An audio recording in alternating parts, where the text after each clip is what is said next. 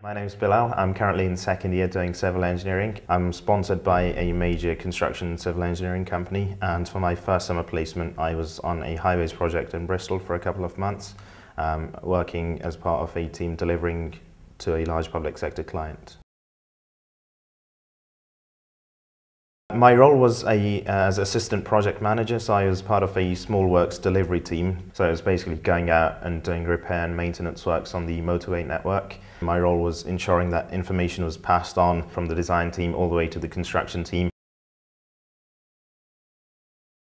Skills and knowledge that I brought to the organisation, I would say, was planning and management.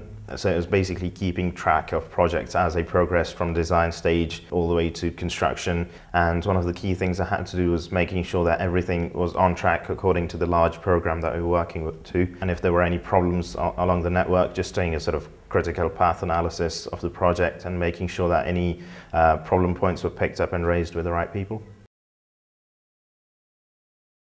I picked up a number of skills that I sort of continuously used as I was working there. One of the key things that I learnt was planning and the theory that goes into planning, so how to essentially develop a scheme all the way from inception to completion.